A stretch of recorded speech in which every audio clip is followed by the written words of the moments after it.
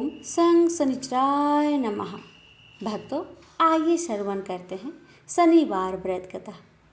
यह व्रत हमारे जीवन से कष्ट, रोग और दुर्भाग्य को दूर करता है और सुख समृद्धि लाता है। इस व्रत को विधि पूर्वक निभाने से शनि देव की क्रोधी दृष्टि शांत होती है और सभी मनोकामनाएं पूरी होती है। तो आइए श्रवण करते हैं कथा। एक समय स्वर्ग लोक में सबसे बड़ा कौन के प्रश्न पर 9 ग्रहों में वाद विवाद हो गया। विवाद इतना बढ़ा कि परस्पर भयंकर युद्ध की स्थिति बन गई। निर्णय के लिए सभी देवता देवराज इंद्र के पास पहुंचे और बोले, हे देवराज, आपको निर्णय करना होगा कि हम में से सबसे बड़ा कौन है।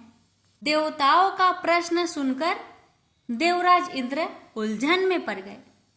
इंद्र बोले, मैं इस प्रश्न का उत्तर देने में असमर्थ हूं। हम सभी पृथ्वी लोक में उज्जैनी नगरी में राजा विक्रमादित्य के पास चलते हैं। देवराज इंद्र सहित सभी ग्रह देवता उज्जैनी नगरी पहुंचे। महल में पहुंचकर जब देवताओं ने उनसे अपना प्रश्न पूछा तो राजा विक्रमादित्य भी कुछ देर के लिए परेशान हो उठे, क्योंकि सभी देवता अपनी अपनी शक्तियों के कारण महान थे। किसी को भी छोटा या बड़ा कह देने से उनके क्रोध के प्रकोप से भयंकर हानि पहुंच सकती थी। अचानक राजा विक्रमादित्य को एक उपाय सूझा और उन्होंने विभिन्न धातुओं, स्वर्ण, रजत, चांदी, कांसा, ताम्र यानी तांबा, सीसा, रांगा, जस्ता, अभ्रक व लोहे के 9 आसन बनवाए। धातुओं के गुणों के अनुसार सभी आसनों को एक दूसरे के पीछे रखवाकर उन्होंने देवताओं को अपने अपने सिंहासन पर बैठने के लिए कहा। देवताओं के बैठने के बाद राजा विक्रमादित्य ने कहा, आपका निर्णय तो स्वयं हो गया। जो सबसे पहले सिंहासन पर विराजमान है वही सबसे बड़ा है। राजा विक्रमादित्य के निर्णय को सुनकर शनि देवता ने सबसे पीछे आसन पर बैठने के कारण अपने को छोटा जानकर क्रोधित होकर कहा, राजा विक्रमादित्य, तुमने मुझे सबसे पीछे बैठाकर मेरा अपमान किया है। तुम मेरी शक्तियों से परिचित नहीं हो। मैं तुम्हारा सर्वनाश कर दूंगा।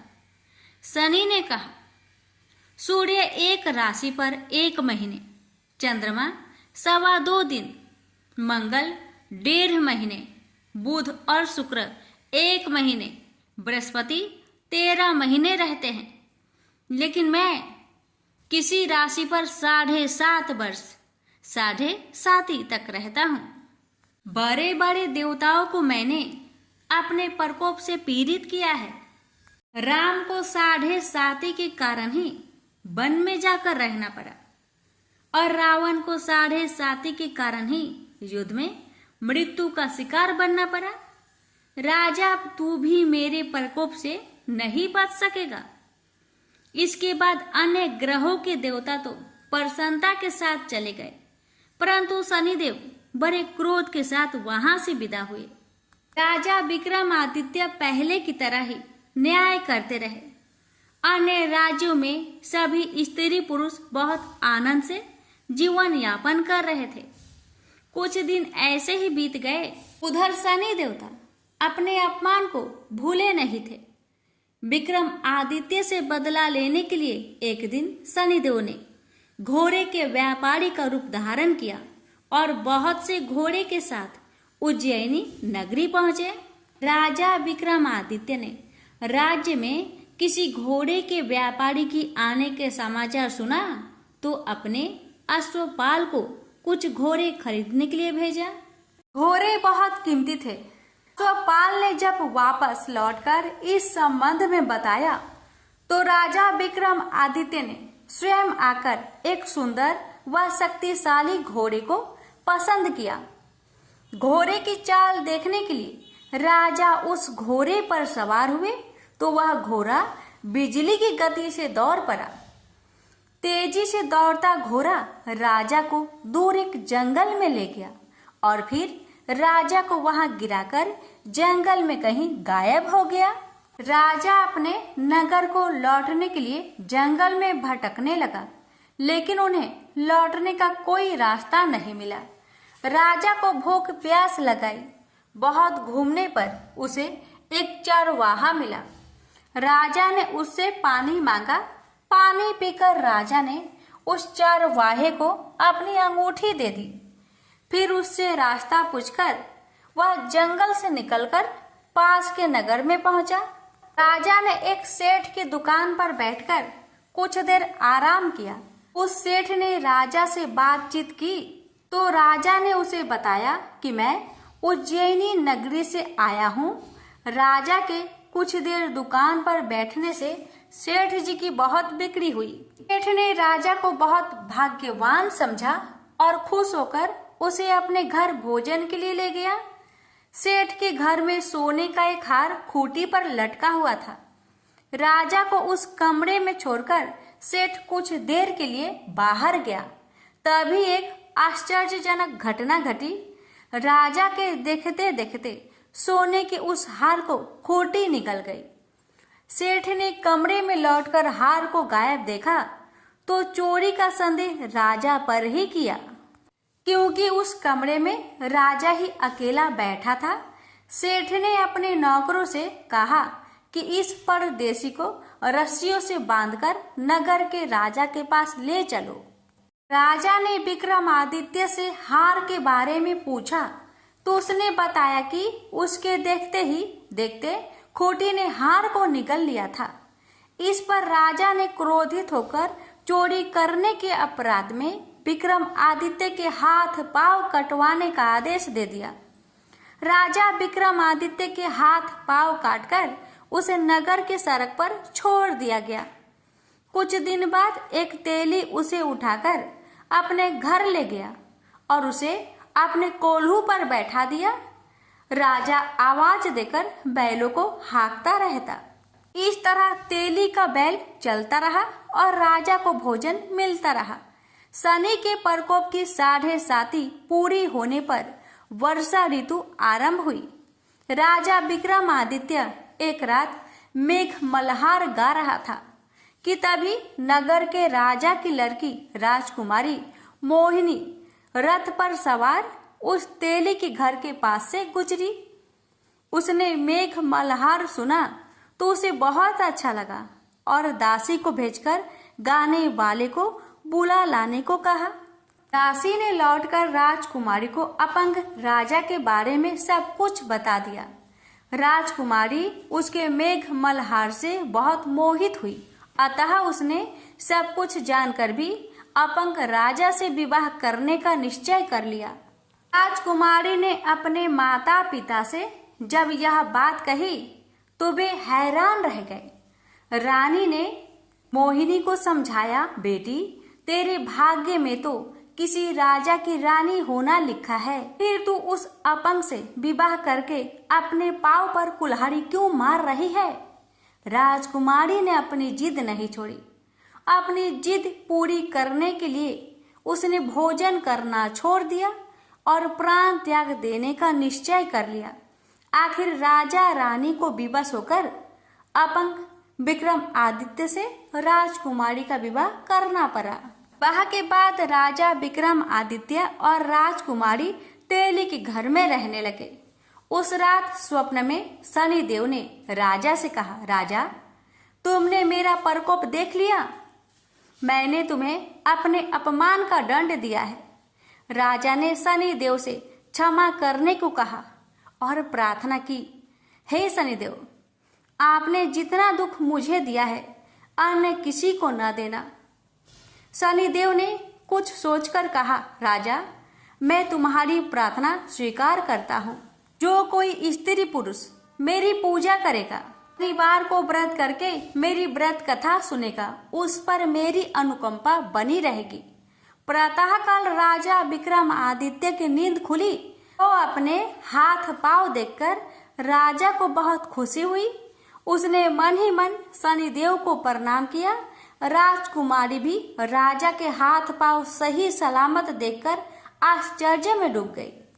राजा विक्रमादित्य ने अपना परिचय देते हुए शनिदेव के प्रकोप की सारी कहानी सुनाई।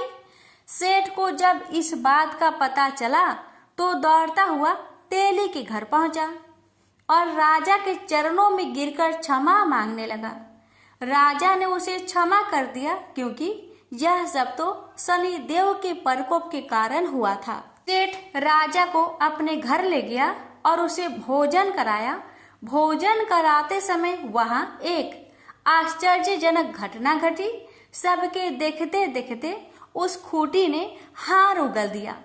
सेठ जी ने अपनी बेटी का विवाह भी राजा के साथ कर दिया और बहुत से स्वर्ण आभूषण धन आदि देकर राजा को विदा किया।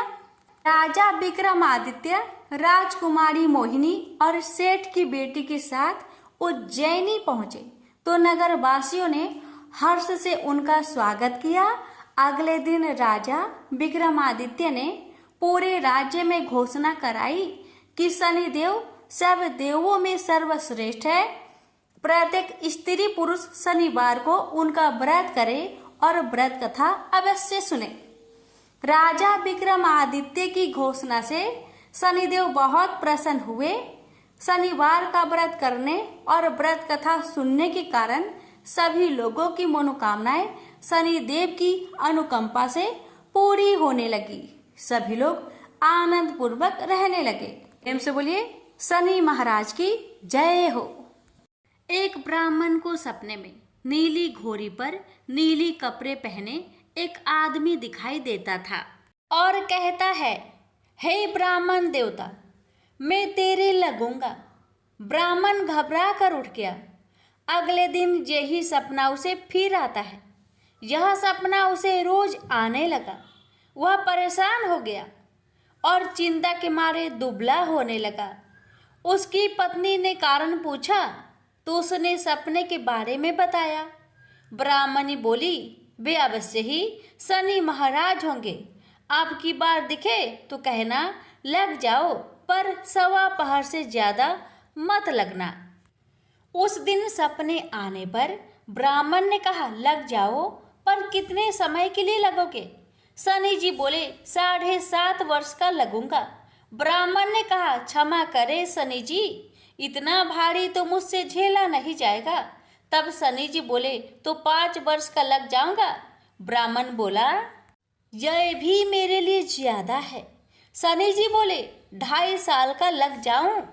ब्राह्मण ने मना किया तो शनि जी कहने लगे, 1.15 का तो लगूंगा ही। इतना तो कोढ़ी कलंगी भिखारी के भी लग जाता हूँ। तब ब्राह्मण ने कहा, ठीक है। ब्राह्मण को 1.15 की शनि की दशा लग गई। ब्राह्मण ने नींद से जागकर ब्राह्मण से कहा, मेरे 1.15 शनि की दशा लग गई है, इसलिए मैं जंगल में जाकर यह समय बिताऊंगा। मेरे लिए खाने पीने का सामान बांध दे। मेरे पीछे से किसी से लड़ाई झगड़ा ना हो, इसका ध्यान रखना। ज्यादातर घर में ही रहना। बच्चों का भी ध्यान रखना। इस 1.15 के समय में कोई गाली भी दे तो चुपचाप सुन लेना, बहस मत करना। यह सब समझाकर ब्राह्मण जंगल में चला गया। जंगल में ब्राह्मण एक पीपल के पेड़ के नीचे बैठ गया और हनुमान जी का पाठ करने लगा। 1 पहर बीत गया। ब्राह्मण ने सोचा बाकी बचा समय रास्ते में बीत जाएगा, इसलिए वहां से चल दिया। रास्ते में एक बाड़ी में मतीरे लगे देखे। माली से एक मतीरा खरीदा, पोटली में बांधा और आगे बढ़ा। आगे एक आदमी मिला जो असल में शनिदेव थे। ब्राह्मण से पूछा, पोटली में क्या है? उसने कहा, मतीरा है। शनिदेव बोले, दिखाओ। ब्राह्मण ने पोटली खोली। उसमें राजकुमार का कटा हुआ खून से लथपथ सिर दिखा। शनिदेव ब्राह्मण को राजा के पास ले गए और कहा कि इस ब्राह्मण ने राजकुमार की हत्या कर दी है। इसके पास पोटली में राजकुमार का सिर है। राजा ने कहा, मैं यह नहीं देख सकता। इस ब्राह्मण को सूली पर चढ़ा दो। राजा के यहाँ हाहाकार मच गया। ब्राह्मण को सूली पर चढ़ाने से पहले पूछा गया कि उसकी कोई आखिरी इच्छा हो तो बताए। ब्राह्मण ने सोचा किसी तरह 1.25 पहर पूरा करना होगा। उसने कहा, वहाँ रोज बालाजी की कथा सुनता है। मरने से पहले अंतिम बार बालाजी की कथा सुनना चाहता हूँ। ब्राह्मण को कथा सुनाने का प्रबंध किया गया। कथा कहते कहते 1.25 पहर पूरा हो गया। शनि की दशा टलते ही राजकुमार शिकार खेलकर लौटता हुआ दिखाई दिया। राजकुमार को आता देख राजा बहुत खुश हुआ, लेकिन उसे निर्दोष ब्राह्मण की हत्या का दोष लगने का डर सताने लगा। उसने तुरंत घोड़सवार सैनिकों को ब्राह्मण को आदर सहित ले आने के लिए भेजा। ब्राह्मण राज दरबार में आया तो राजा ने क्षमा मांगी और पोटली दिखाने के लिए कहा। पोटली खोली तो उसमें मतीरा था। राजा ने इन सब के बारे में पूछा तो ब्राह्मण ने बताया, मुझे 1.25 पहर की शनिचर की दशा लगी थी, इस कारण यह सब तमाशा हुआ। राजा ने पूछा, यह दशा कैसे टलती है? ब्राह्मण बोला, राजा, यह सेठ के लगे तो काला हाथी या काला घोड़ा दान करे, गरीब के लगे तो पीपल की पूजा करे तब बोले, साचा शनिचर कहिए, जाके पाओ सदा ही पढ़िए। शनि की कहानी सुने, तिल का तेल और काला उड़द दान करे, काले कुत्ते को तेल से चुपर कर रोटी खिलाए तो शनिचर की दशा उतर जाती है। राजा ने उसे मतीरा वापस दे दिया। घर आकर ब्राह्मण ने मतीरा काटा तो उसमें बीज की जगह हीरे मोती निकले। ब्राह्मण ने पूछा, यह कहाँ से लाए? आप तो कह रहे थे कि शनि की दशा लगी है। ब्राह्मण ने कहा, जब दशा लगी थी तो यही मतीरा राजकुमार का सिर बन गया था। उतरती दशा के शनि जी निहाल कर गए। हे शनि देवता, जैसे ब्राह्मण के शनि की दशा लगी वैसे किसी को ना लगे। प्रेम से बोलिए शनि देव की जय। एक पौराणिक कथा के अनुसार एक बार शनिदेव भगवान शिव जी के पास कैलाश पहुँचे। शिव जी को प्रणाम करके उन्हें ज्ञात करवाया कि प्रभु, कल से मैं आपकी राशि में आने वाला हूँ और मेरी वक्र दृष्टि आप पर पड़ने वाली है। शनिदेव जी की बात सुनकर भगवान अबाक रह गए और मंद मंद मुस्कुराकर कहा, हे शनिदेव, आपकी वक्र दृष्टि कितने समय तक मुझ पर रहेगी? तब शनिदेव ने कहा कि प्रभु, कल 1.25 पहर के लिए ही आप पर मेरी वक्र दृष्टि रहेगी। यह सुनकर भगवान भोलेनाथ शनिदेव की वक्र दृष्टि से बचने का उपाय सोचने में लग गए और अगले ही दिन वे धरती लोक पर पधारे और एक हाथी का रूप धारण कर लिया ताकि शनिदेव की वक्र दृष्टि से बचा जा सके। भगवान शंकर को हाथी के रूप में 1.25 पहर तक का समय व्यतीत होने पर शिव जी ने सोचा, अब सारा दिन व्यतीत हो चुका है और शनिदेव की वक्र दृष्टि का उन पर कोई भी प्रभाव नहीं हो पाया।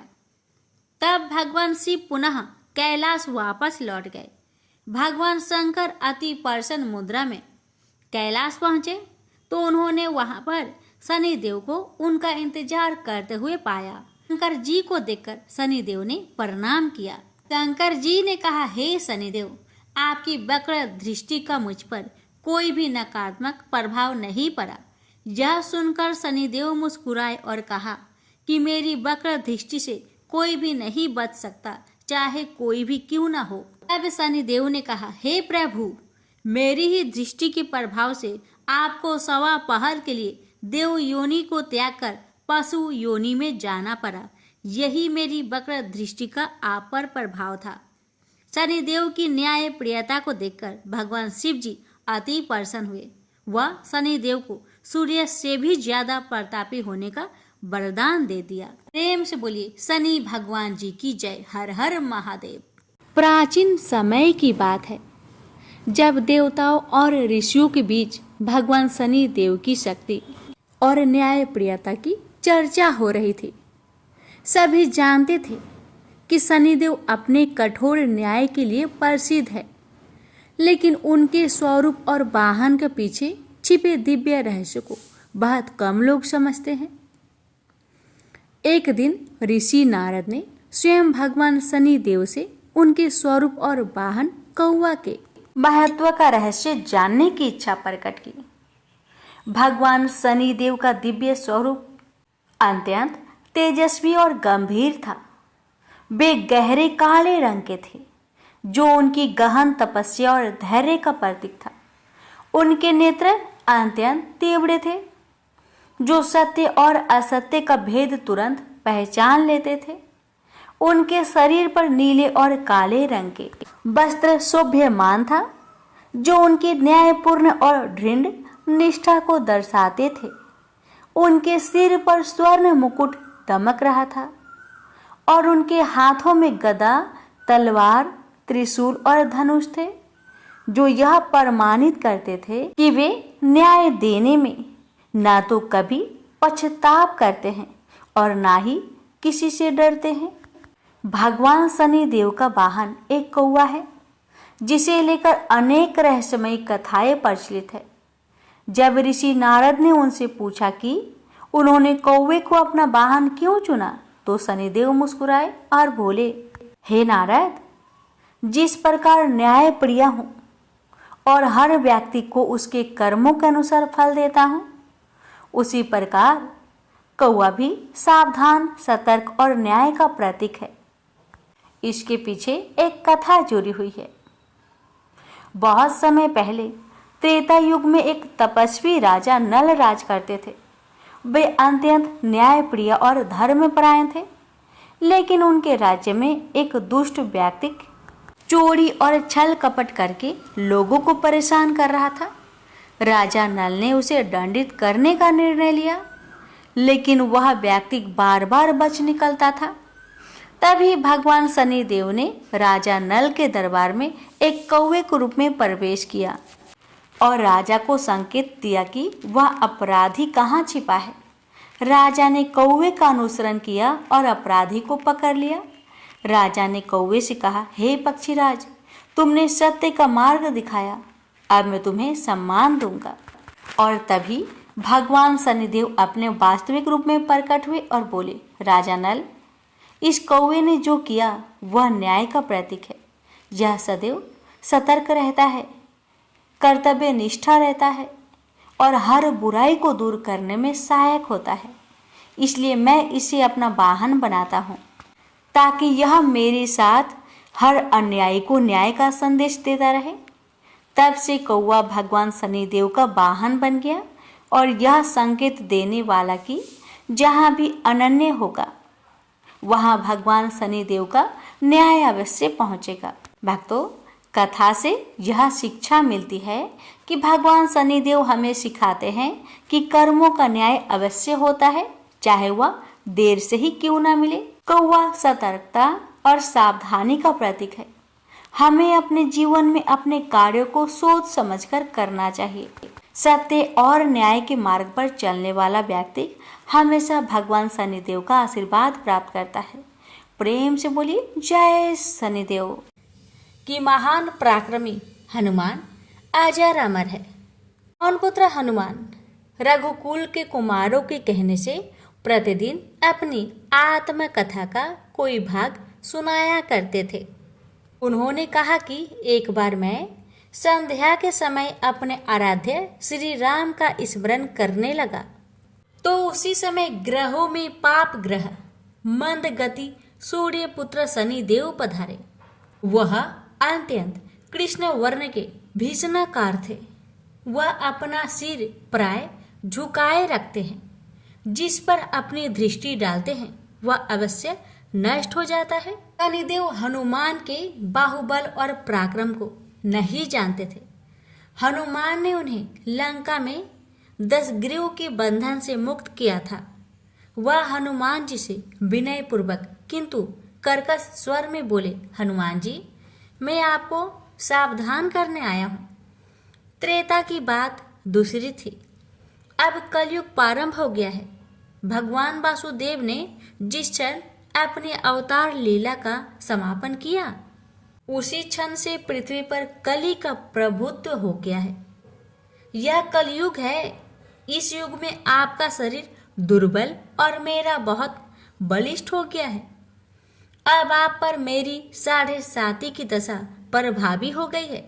मैं आपके शरीर पर आ रहा हूँ। देव को इस बात का तनिक भी ज्ञान नहीं था कि रघुनाथ के चरणा श्रीतों पर काल का प्रभाव नहीं होता। करुणा निधान जिनके हृदय में एक क्षण को भी आ जाते हैं, काल की कला वहाँ प्रभावी हो जाती है। प्रबंध के विधान वहाँ प्रभुत्वहीन हो जाते हैं। सर्वसमर्थ पर ब्रह्मा के सेवकों का नियंत्रण, संचालन, पोषण प्रभु ही करते हैं। उनके सेवकों की ओर दृष्टि उठाने का साहस कोई सुर असुर करे तो स्वयं अनिष्ट भाजन होता है। शनिदेव के आग्रह यमराज भी प्रभु के भक्त की ओर देखने का साहस नहीं कर पाते। हनुमान जी ने शनिदेव को समझाने का प्रयत्न किया, आप कहीं अन्यत्र जाए। ग्रहों का प्रभाव पृथ्वी के मरणशील प्राणियों पर ही पड़ता है। मुझे अपने आराध्य का स्मरण करने दे। मेरे शरीर में श्री रघुनाथ जी के अतिरिक्त दूसरे किसी को स्थान नहीं मिल सकता। लेकिन शनिदेव को इससे संतोष नहीं मिला। वह बोले, मैं सृष्टिकर्ता के विधान से विवश हूँ। आप पृथ्वी पर रहते हैं, अतः आप मेरे प्रभुत्व क्षेत्र से बाहर नहीं है। मेरे 22.5 वर्ष व्यतीत होने पर 7.5 वर्ष के अंतर से 2.5 वर्ष के लिए मेरा प्रभाव प्राणी पर पड़ता है, किंतु यह गौण प्रभाव है। आप पर मेरे 7.5 आज इसी समय से प्रभावी हो रही है। मैं आपके शरीर पर आ रहा हूँ, इसे आप टाल नहीं सकते। फिर हनुमान जी कहते हैं, जब आपको आना ही है तो आइए। अच्छा होता कि आप मुझ वृत्त को छोड़ ही देते। फिर शनिदेव कहते हैं, कलयुग में पृथ्वी पर देवता या उपदेवता किसी को नहीं रहना चाहिए। सबको अपना आवास सूक्ष्म लोकों में रखना चाहिए। जो पृथ्वी पर रहेगा वह कलयुग के प्रभाव में रहेगा और उसे मेरी पीड़ा भोगनी पड़ेगी। और ग्रहों में मुझे अपने अग्रज यम का कार्य मिला है। मैं मुख्य मारक ग्रह हूँ और मृत्यु के सबसे निकट वृद्ध होते हैं, अतः मैं वृद्धों को कैसे छोड़ सकता हूँ। हनुमान जी पूछते हैं, आप मेरे शरीर पर कहाँ बैठने जा रहे हैं।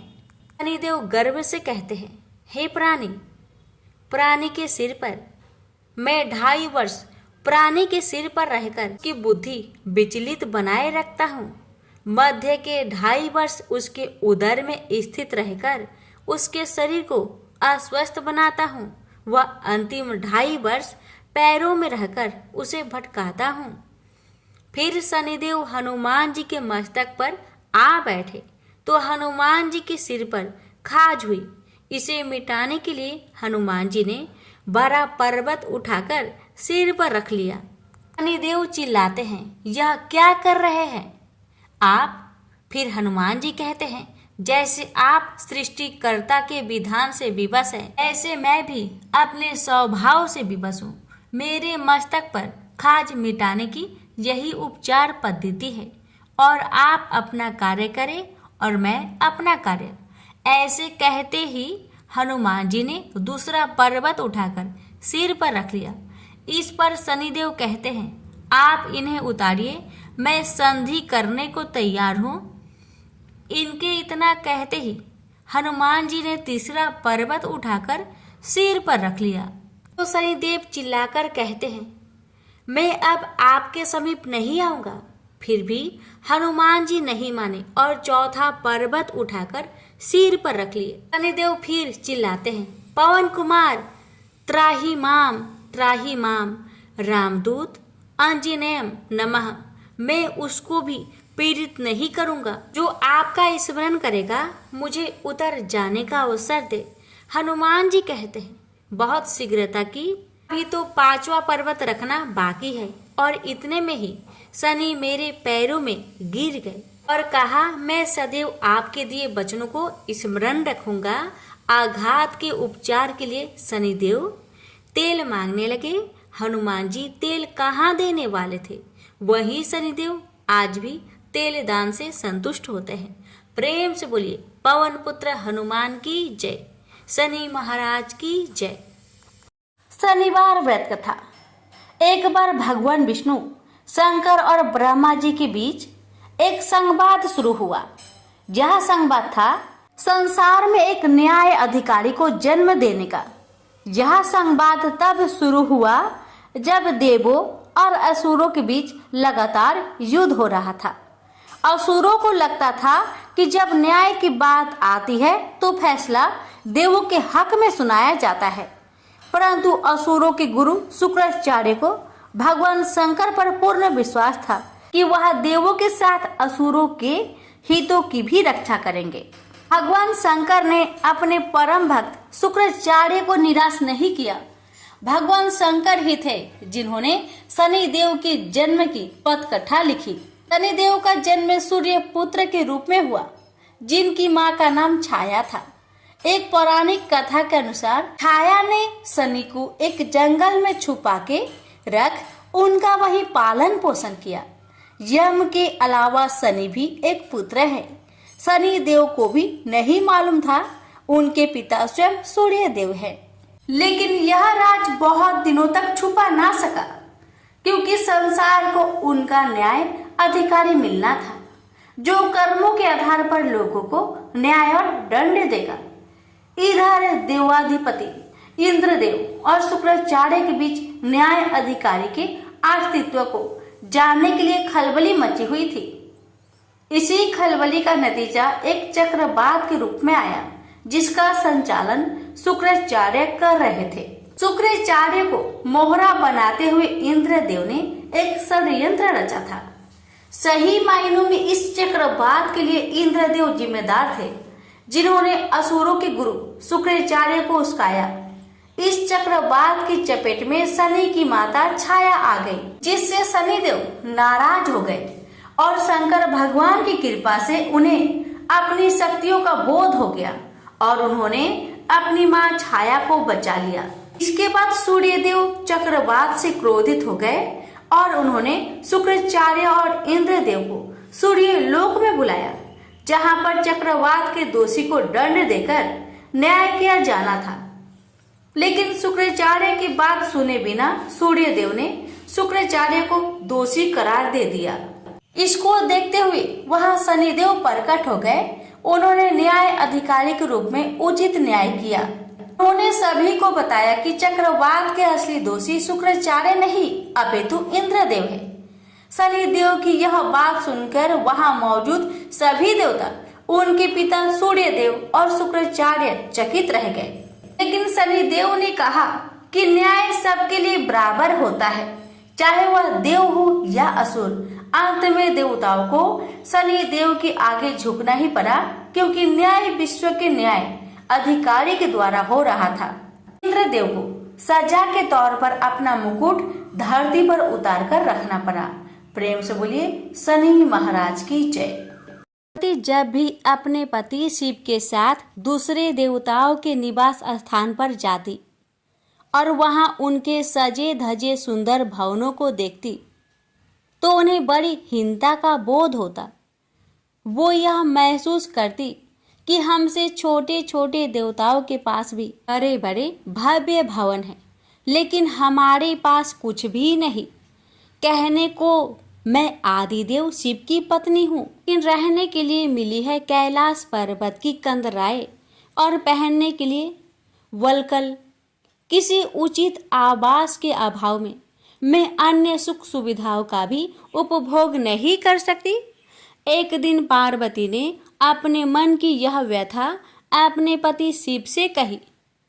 सुनकर शिव मुस्कुराए, फिर बोले, इसमें हीनता की कोई बात नहीं है देवी।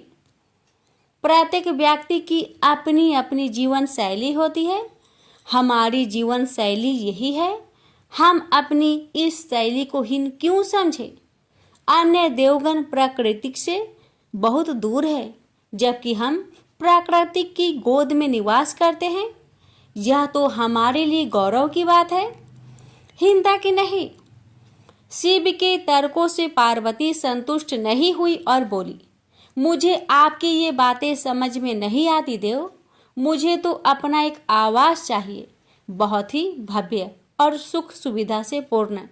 शिव ने अपनी सहज मुस्कान के साथ उत्तर दिया, इसमें क्या मुश्किल है देवी, मैं अभी विश्वकर्मा को बुलवा देता हूँ, उनसे जैसा चाहे वैसा आवास बनवा ले। विश्वकर्मा को बुलवाया गया। पार्वती ने आदेश दिया, हमारे लिए एक ऐसा भवन बनाओ जैसा विश्व में कहीं ना हो। विश्वकर्मा ने आदेश स्वीकार किया। निर्माण कार्य प्रारंभ हो गया। कुछ ही समय में पार्वती की इच्छा अनुसार भव्य भवन तैयार हो गया। अपने भवन को देखकर पार्वती अति प्रसन्न हुई। गृह प्रवेश की तैयारी होने लगी। पार्वती चाहती थी कि गृह प्रवेश के समय सभी प्रमुख देवता हमारे यहाँ उपस्थित रहे। शिव ने अपनी सहमति दे दी। सभी प्रमुख देवी देवताओं को आमंत्रण भेजा गया। गृह प्रवेश के समय वे सब कैलाश पर्वत पर आ गए। उन्होंने पार्वती के भव्य भवन की भूरी भूरी प्रशंसा की। इन विश्व नियंता ब्रह्मा खामोश रहे। जब सब देवी देवता जाने लगे तो पार्वती ने ब्रह्मा जी से पूछा, देव क्या आपको यह आवास पसंद नहीं आया? ब्रह्मा जी ने आश्चर्य व्यक्त करते हुए पार्वती से ही प्रश्न किया, देवी मैंने ऐसा कब कहा? आपके चेहरे की भाव भंगिमा कुछ ऐसा ही कह रही है प्रभु। पार्वती ने अपनी शंका स्पष्ट की।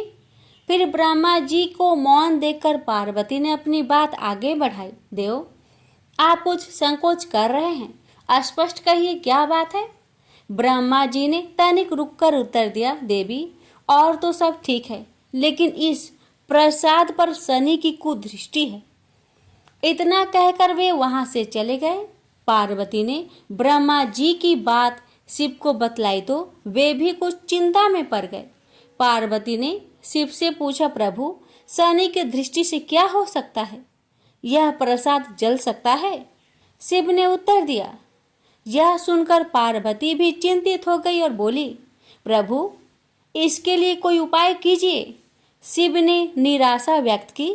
शनि की दृष्टि को हटाना सरल नहीं है देवी। शिव का उत्तर सुनकर पार्वती आवेश में आ गई और बोली, सरल क्यों नहीं है?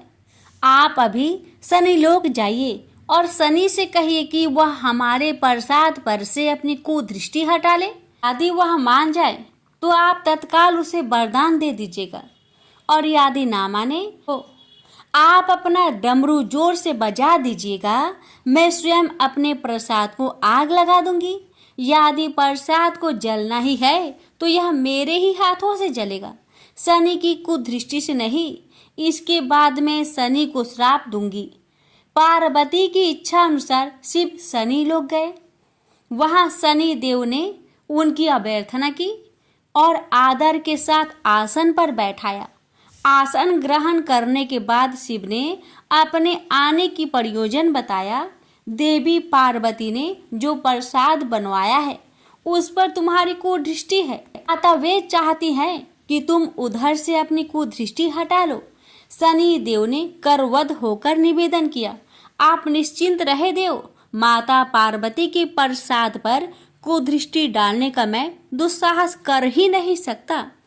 शनि से अवशासन पाकर शिव प्रसन्न हो गए और बोले, शनि मैं तुमसे प्रसन्न हूँ, तुम जो चाहे वर मांग सकते हो।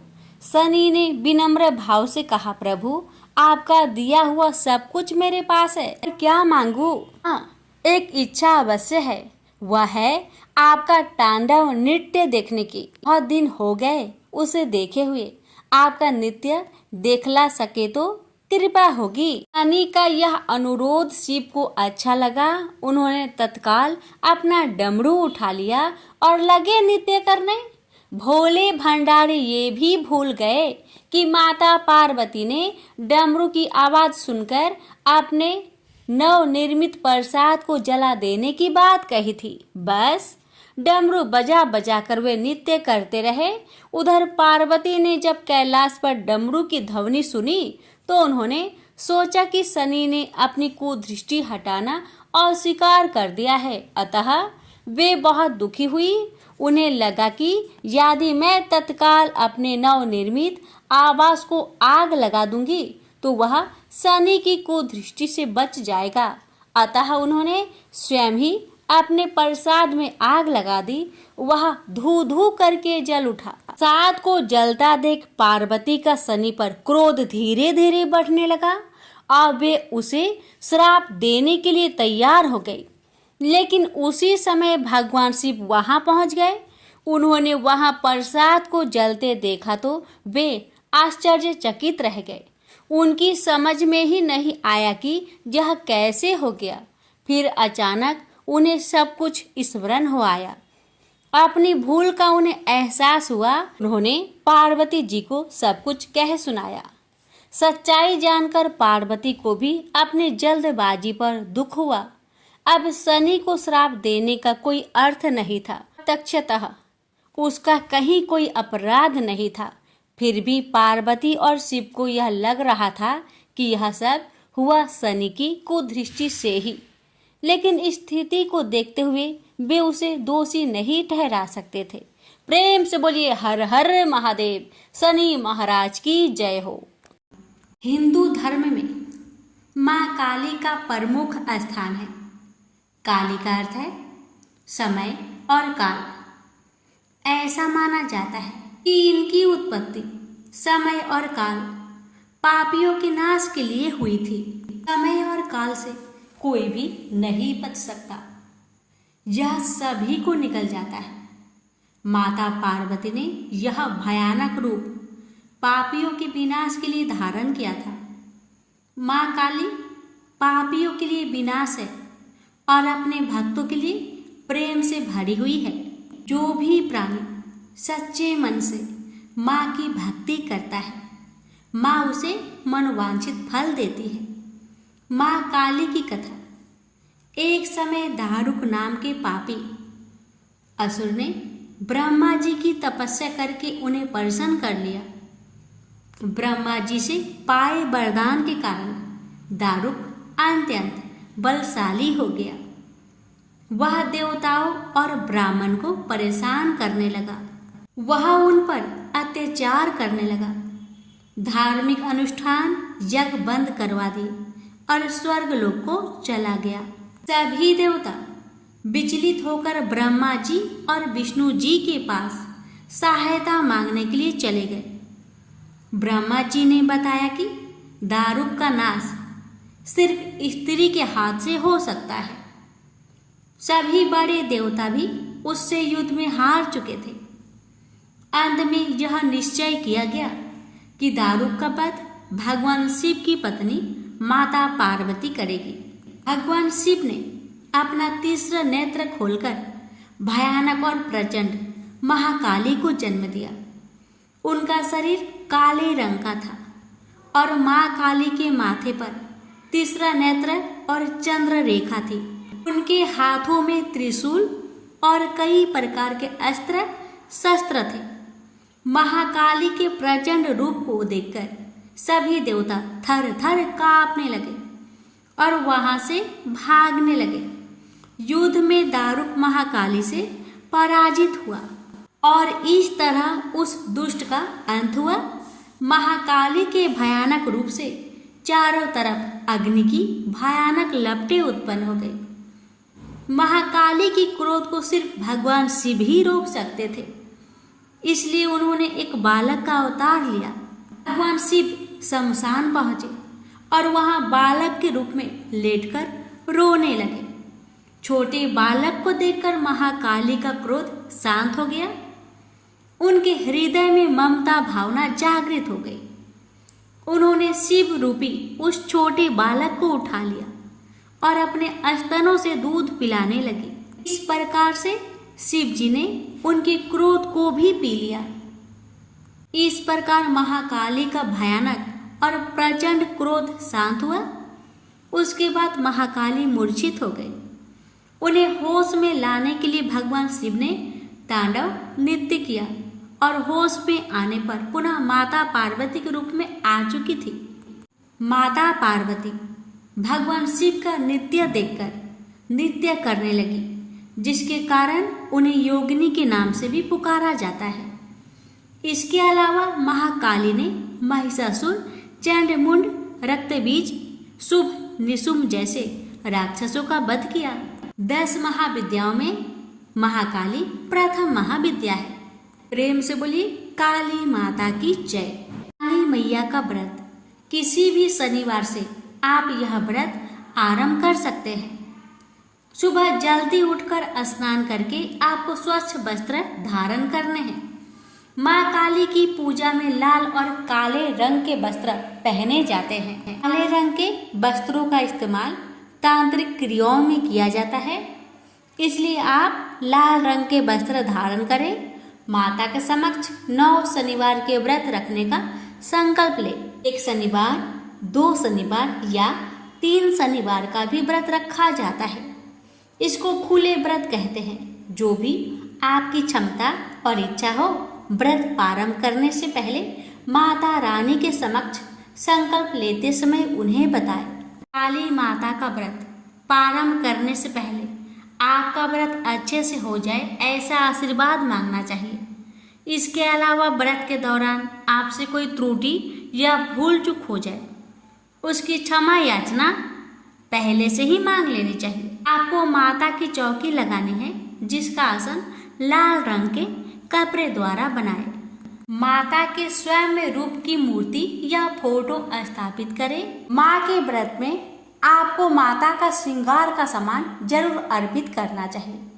माँ के समक्ष आपको सरसों तेल का तेल या तिल के तेल का दीपक जलाना चाहिए।